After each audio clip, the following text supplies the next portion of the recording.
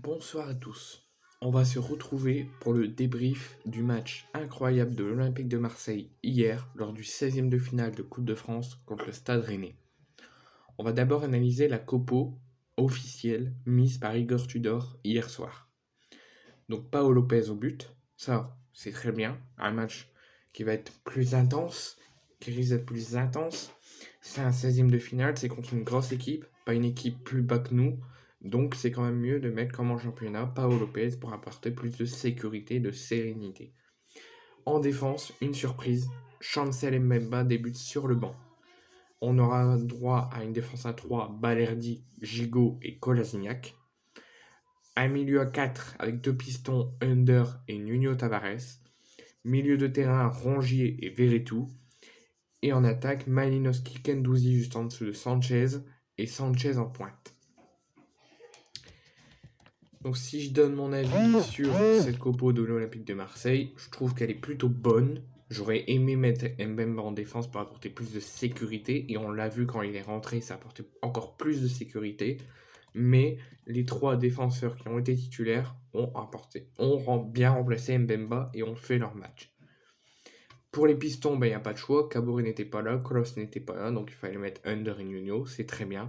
Rongier, Verretou, c'est très bien. Malinowski, Kendouzi, Sanchez, c'est très bien. J'aurais aimé Payet, mais cette compo-là peut aussi faire face au Rennais de Bruno Genesio. Aux statistiques de la rencontre, on voit que totalement l'OM a dominé, si ce n'est que les corners et les possessions qui ne sont pas en notre faveur. On a les tirs non cadrés et les tirs cadrés qui sont en notre faveur. Les tirs pour nous sont à 11, pour les Rennais sont à 5, et pour les tirs cadrés c'est à 3 pour nous et 1 pour les Rennais. Donc on les domine. J'ai pas les autres statistiques, mais ce que j'ai, on les domine au tir. Malheureusement, on n'a pas la possession et on n'a pas le nombre de corners à notre faveur, mais je trouve que si on compte pas les statistiques, l'OM a totalement dominé cette rencontre. Si on fait face, si je vous dis mes tops et mes flops. Mes tops pour le match entier. Donc, dans la liste de mes joueurs que j'ai dit qui sont top, il y en a qui sont sortis. Donc, je vais compter jusqu'à leur sortie. Verretou n'a pas joué. Verretou, Nuno Tavares, Malinowski, Kendouzi, Gigot, Paolo Lopez sont mes tops de cette rencontre.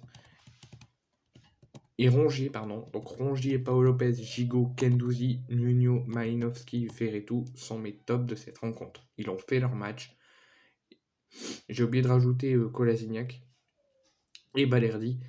Mais les deux là, Balerdi et Kolasinac, sont en forte progression. C'est une performance acceptable, mais qui peuvent faire encore mieux. Mais pour Verretou, Tavares, Malinowski, Kendouzi, Gigot et Paolo Lopez, c'est une performance très bonne et digne de l'Olympique de Marseille et digne de la 16e de finale de Coupe de France. Pour Balerdi, comme je viens de vous le dire, il fait partie de mes tops, mais pas totalement parce qu'il est encore en grande marge de progression. Il y a encore beaucoup à faire. De même pour Sanchez, qui doit absolument à l'entraînement travailler la finition et l'efficacité, parce qu'il a eu plein d'occasions de marquer, et vu qu'il n'a pas encore l'efficacité et le travail dans le pied, ça a du mal à passer. Mais sinon, c'est une performance assez bonne, assez acceptable. Rongier, je trouve qu'il a été très bon, qu'il a fait son rôle de capitaine comme à chaque match, et il fait partie de mes tops.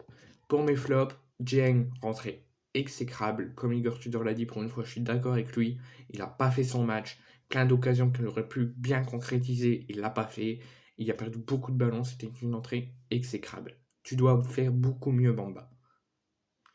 Under, si on prend en compte ses dernières performances ont été excellentes, mais là la performance de hier soir a été très moyenne, sachant qu'on sait que Under peut faire beaucoup mieux, et on sait ce qu'il peut faire, on sait la valeur qu'il a, et franchement, je suis très déçu de la performance d'Under.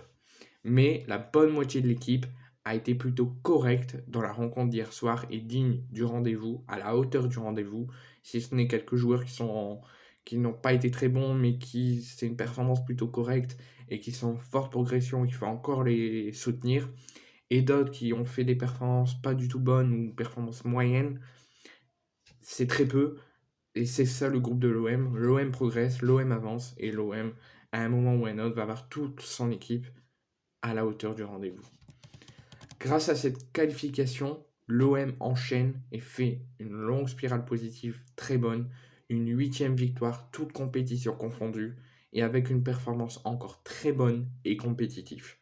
Et si je donne mon avis personnel, depuis l'élimination contre Tottenham en Ligue des Champions, je pense que ça a boosté les Tudor déjà, ça a boosté son staff et ça a boosté surtout les joueurs. Parce que depuis cette élimination, on enchaîne 8 victoires toutes compétitions confondues. Et ça, je suis très fier de mon OM parce que sur les 8 victoires, on a fait des performances très bonnes. Et si l'OM continue comme ça, on va se régaler jusqu'à la fin de la saison. Si on doit conclure et mettre une conclusion sur cette rencontre, l'OM a complètement mangé le Stade Rennais de A à Z. Rennes a fait des bonnes choses, mais l'OM était largement au-dessus. Sur la première période, les deux équipes se sont complètement regardées. On a fait face à une première période très équilibrée, avec le ballon qui allait d'un but à l'autre, mais très peu, ça restait du 50-50. Ça l'a prouvé par un 0-0 à la mi-temps. On peut dire, ouais, 0-0, ça veut dire qu'il n'y a pas eu d'occasion. Mais si vous avez regardé la première mi-temps, c'était très équilibré et il y a eu énormément d'occasions. Si on prend en compte sur la deuxième mi-temps, c'était plus tendu, plus serré.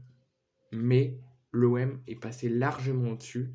Les Rennais ont commencé à fatiguer, n'avoir plus beaucoup de sang frais. Et malgré l'entrée des sangs frais, ça n'a pas changé grand-chose. L'OM a pris complètement l'ascendant sur la deuxième période. Ils ont mis le coup d'accélérateur. Les Rennais n'ont pas été prévenus. Donc ils ont été complètement mis un coup sur le moral. Ils ont fait une deuxième période assez moyenne, les Rennais. Donc l'OM a pris largement l'ascendant sur la deuxième période. Et ça l'a prouvé par cette qualification. Et encore une fois, l'OM mérite, malgré la première période équilibrée et la deuxième plus dominante pour nous, l'OM mérite encore cette victoire et cette qualification en huitième de finale. Le tirage au sort aura lieu la veille de Pays de Casser le PSG, ou juste avant, je ne sais plus si c'est dimanche ou lundi, ça doit être quelque chose comme ça. Pour les huitièmes de finale, les 16e de finale de Coupe de France continuent cet après-midi, continueront demain, continueront lundi, et après il y aura le tirage au sort et on saura qui on affronte en huitième de finale à la fin du mois, ou au mois de février, je ne sais plus. Et l'info mercato que je peux vous donner, c'est que Guendouzi, c'est officiel, il ne quittera pas l'Olympique de Marseille. Il est très attaché à l'OM, il l'a dit, il ne veut pas quitter l'OM. Et Pablo Longoria l'a affirmé, il ne quittera pas l'Olympique de Marseille. Cette info, une nouvelle info, c'est une grande rumeur. Est-ce que ça va se faire ou pas? Mais Thauvin envisagerait un retour à l'Olympique de Marseille. Il se pourrait, ça va prendre avec des pincettes, mais que des journalistes diraient qu'il sera en pourparlers avec l'OM pour envisager un retour. Ça a déjà été fait il y a quelques temps. L'OM a vite démenti, mais là, c'est deux retours. Affaire à suivre, mais moi, je suis mi-pour, mi-contre un retour de l'Olympique de Marseille, un retour de Thauvin à l'Olympique de Marseille.